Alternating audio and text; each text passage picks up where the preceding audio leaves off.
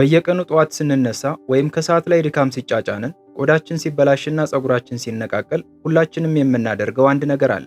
ወይ ውድ ክሬሞችን እንገዛለን ወይ ደግሞ ፋርማሲ ሄደን ማሟያ ቫይታሚን ወይም ሰፕሊመንት እንፈልጋለን። ይሁንና ብዙዎቻችን ሳናውቀው በየሱቁ በትንሽ ገንዘብ የምናገኘው አንድ ድንቅ የተፈጥሮ ኪኒን እጃችን ላይ አለ።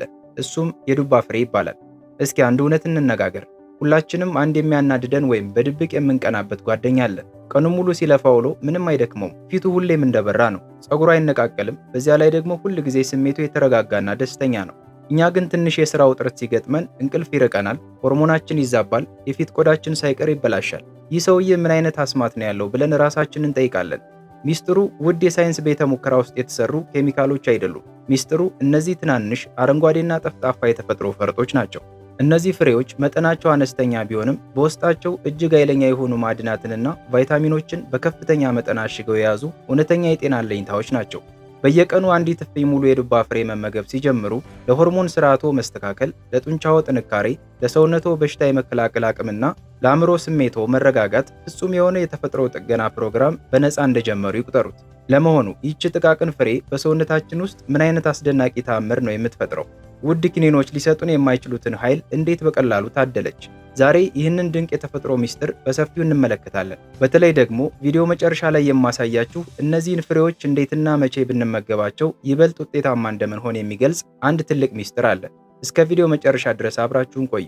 እስኪ ከዛ በፊት የዱባ ፍሬ እስካሁን ተጠቅማችሁ የምታውቁ ሐሳባችሁን በኮሜንት አጋሩ።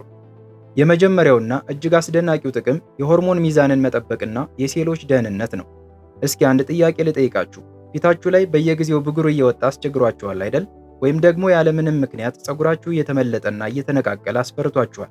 አብዛኞቻችን እንዲህ አይነት ነገር ሲገጥመን ወዲያውኑ የምንሮጠው ውድ ክሬሞችን ለመግዛት ወይም ሻምፖ ለመቀየር ነው። ነገር ግን ዋናው ችግር ያለው ውጫዊ አካላችን ላይ ሳይሆን ውስጣችን ላይ ነው። ችግሩ የሆርሞን መዛባት ነው። ለዚህ ደግሞ ዋነኛው መፍትሄ የዱባ ፍሬ ውስጥ ተደብቆ የሚገኘው ዚንክ የተባለው አስደናቂ ማዕድን ነው። የዱባ ፍሬ በተፈጥሮ ከፍተኛ የዚንክ ማዕድን ከሚገኝባቸው ምግቦች ውስጥ ግንባር ቀደሙን ስፍራ ይይዛል።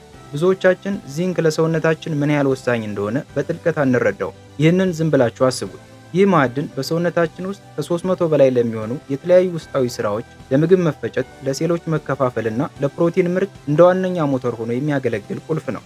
ይህ ማለት ይሄ ማዕድን በሰውነታችን ውስጥ ከሌለ አጠቃላይ የሰውነታችን ውስጣዊ ፋብሪካ ስራ ያቆማል ማለት ነው። በተለይ ወንዶች ይህንን በደንብ ስሙ። ከዕድሜ መግፋት ጋር ተያይዞ የሚመጣውን የፕሮስቴት እብጠት ለመከላከልና የቴስቴስትሮን ሆርሞን ምርትን ለማሳደግ የዱባ ፍሬ ወደር የለውም። የፕሮስቴትን ጤንነት ለመጠበቅ ወንዶች ይህንን ፍሬ ሁልጊዜ በምግባቸው ውስጥ ማካተት አለባቸው። ለሴቶችስ? ለሴቶችም ቢሆን የወር አበባ ዑደትን የተስተካከለ እንዲሆንና ድንገተኛ የሆርሞን መለዋወጥ የሚያመጣውን የስሜት መረበሽ ለማስወገድ እጅግ በጣም ፍቱን መፍትሄ ነው። ከዚህ በተጨማሪ ቁስል ቶሎ አልድን ካላችሁ ወይም ደግሞ ሁልጊዜ ንጹህና የወዛ የፊት ቆዳ እንዲኖራችሁ ከፈለጋችሁ ኪኒን መዋጥ አቁሙና የዱባ ፍሬን መመገብ ጀምሩ። በአሁኑ ጊዜ በአካባቢ ብክለት፣ ባልተመጣጠነ አመጋገብና በጭንቀት ምክንያት የሰውነታችን ሴሎች በየቀኑ የመጎዳት አደጋ ይገጥማቸዋል። በዚህ አስቸጋሪ ወቅት ከእነዚህ ፍሬዎች የሚገኘው ተፈጥሯዊ ዚንክ የሰውነትዎን ዲኤንኤ ከጉዳት የሚከላከልና ሴሎችን ሁልጊዜም ንቁ ሆኖ እንዲጠብቅ የሚያደርግ ጠንካራ ባዮሎጂካዊ ጋሻ ሆኖ ያገለግላል። ስለዚህ የሰውነትን በሽታ የመከላከል አቅም ለመገንባትና ሁልጊዜም ወጣትና ንቁ ሆኖ ለመቆየት የዱባ ፍሬን ምርጫችሁ አድርጉ። ሁለተኛው ጥቅም የልብና የጡንቻዎች ትክክለኛ የውጥረት ማስታገሻ ማግኔዥየም ነው። ሁለተኛው አስደናቂ ጥቅም ደግሞ ከአሁኑ ዘመን የኑሮ ዘይቤያችን ጋር በቀጥታ የተያያዘ ነው። የዱባ ፍሬ ለልባችንና ለጡንቻዎቻችን የሚሆን ትክክለኛ የተፈጥሮ ውጥረት ማስታገሻ ነው። በየቀኑ ከስራ ስትመለሱ ያለምንም ምክንያት መላ ሰውነታችሁ ዝልፍልፍ ይላል። ማታ ላይ አልጋ ላይ ስተኙ በተለይ እግራችሁ ወይም ጡንቻችሁ እየተሸማቀቀና እየተወጠረ እንቅልፍ ይነሳችኋል። ብዙዎቻችን ይሄ ነገር የሚመስለን የጉዞ መብዛት ወይም የሥራ መክበድ ብቻ ነው። ነገር ግን እውነታው ሌላ ነው። ሰውነታችሁ በከፍተኛ ድምፅ ማግኔዥየም አጣሁ እያለ እየጮኸ ነው። ለዚህ ደግሞ የዱባ ፍሬዎች እንደ ዋና ክኒን ሆነው ብቅ ይላሉ። ምክንያቱም እነዚህ ፍሬዎች እውነተኛ የማግኔዥየም ማዕድን ክምችት ናቸው። ለመሆኑ ማግኔዥየም በሰውነታችን ውስጥ ምን እንደሚሰራ ያውቃሉ? ማግኔዥየም በሰውነታችን ውስጥ ኮርቲሶል ከተባለ የጭንቀትና የውጥረት ሆርሞን ጋር ፊት ለፊት የሚፋለም ተፈጥሯዊ ተዋጊ ነው። በየቀኑ የዱባ ፍሬዎችን መመገብ ስትጀምሩ ጡንቻዎቻችሁ ከከባድ ስራ፣ ከረጅም መንገድ ጉዞ ወይም ከስፖርታዊ እንቅስቃሴ በኋላ በፍጥነት እንዲያገግሙ በር ይከፍታል። ያ ሁል ጊዜ የሚረብሻችሁ የጡንቻ መሸማቀቅና መወጣጠር በአጭር ጊዜ ውስጥ ታሪክ ሆኖ ይቀራል። ነገሩ በዚህ ብቻ አያበቃም። በዱባ ፍሬ ውስጥ ያለው ማግኔዥየም የደም ግፊትን በተገቢ ሁኔታ ለማስተካከልና በነርቭ ስርዓታችን ውስጥ የሚገኘውን የመልእክት ልውውጥ ለማሳለጥ በእጅጉ ይረዳል። ይህ ማለት ምን ማለት መሰላችሁ? የልብ ህመም ተጋላጭነትን በከፍተኛ ደረጃ ይቀንሰዋል ማለት ነው። ልክ በየቀኑ ለልባችሁና ለነርቭ ስርዓታችሁ አስተማማኝ የሆነ የደህንነት ኢንሹራንስ እንደ መስጠት አስቡት። ይሄ ደግሞ ውጭው ዓለም በትርምስ በጭንቀትና በከፍተኛ የሥራ ጫና በሚናወጥበት ወቅት ጭምር እናንተ ነገሮችን በተረጋጋ መንፈስና በሰከነ አእምሮ እንድትጋፈጡ ትልቅ ውስጣዊ አቅም ይሆንላችኋል።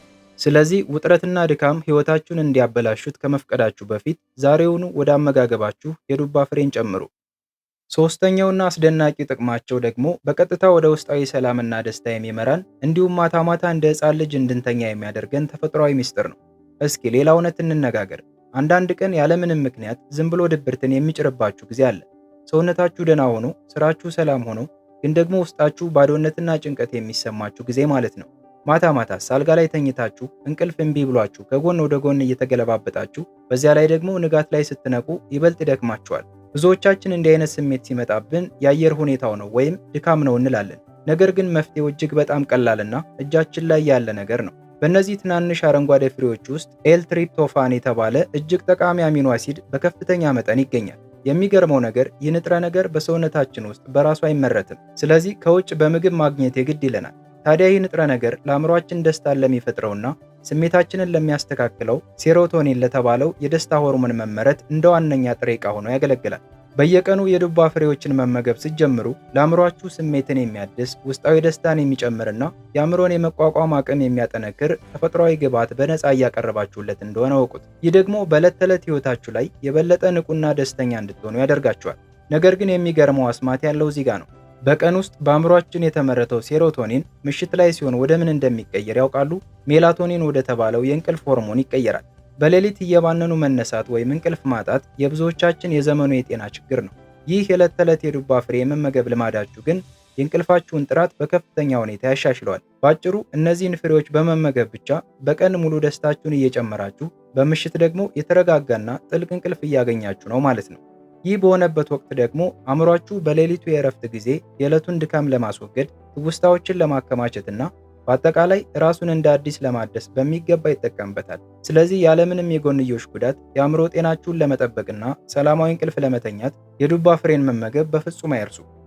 አራተኛው የኮሌስትሮል ተከላካይና የሽንት ፊኛ ጠባቂ ፊቶስቴሮል ነው። ብዙዎቻችን በፍጹም ትኩረት የማንሰጠው ድንቅ ጥቅም በዱባ ፍሬ ውስጥ ተደብቆ የሚገኘው ፊቶስቴሮል የተባለው የእጽዋት ውህድ ነው። ይህ ንጥረ ነገር በሰውነታችን ውስጥ ልክ እንደ ልዩ ባለሙያ ሐኪም ሆኖ ይሰራል። እስኪ የሁላችንንም የዕለት ተዕለት አመጋገብ እንይ።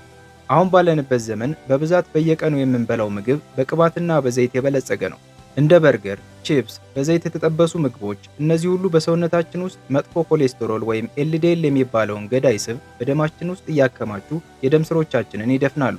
ልክ የሽንት ቤት ቧንቧ በቆሻሻ እንደሚደፈነው ማለት ነው። በዚህ ሰዓት ነው እንግዲህ የዱባ ፍሬ አስደናቂ ተንኮል የሚጀምረው። ይህ በዱባ ፍሬ ውስጥ ያለው ፊቶስቴሮል በቅርጹና በኬሚካላዊ መዋቅሩ ልክ እንደ ኮሌስትሮል ነው። ምግባችን ተፈጭቶ በአንጀት በኩል ወደ ደም ሊገባ ሲል ይህ የዱባ ፍሬ ውህድ ቀድሞ ይሮጥና ኮሌስትሮሉ ሊቀመጥበት የነበረውን ቦታ ሄዶ ይይዝበታል። ልክ ሰውነታችንን አታሎ እኔ እኮ ኮሌስትሮል ነኝ እኔን ውሰደኝ ይለዋል። ሰውነታችን ፊቶስቴሮልን ሲመጥን ያ መጥፎውና ገዳዩ ኮሌስትሮል ደግሞ ቦታ አጥቶ ይባረራል። ያለምንም ኪኒን በደማችን ውስጥ ያለውን መጥፎ ኮሌስትሮል እያባረረ የደም ስሮቻችንን ጤንነት ይጠብቃል። ነገር ግን በዚህ ብቻ አያበቃም። ማንም በግልጽ የማይወያይበት ነገር ግን በሚሊዮን የሚቆጠሩ ሰዎችን በተለይ ዕድሜ እየገፋ ሲሄድ የሚያሰቃይ አንድ ትልቅ ማህበራዊ ችግር አለ። እሱም የሽንት መቆጣጠር መቸገር፣ ቶሎ ቶሎ መጣደፍ ወይም የሽንት ፊኛ ጡንቻዎች መላላት ነው።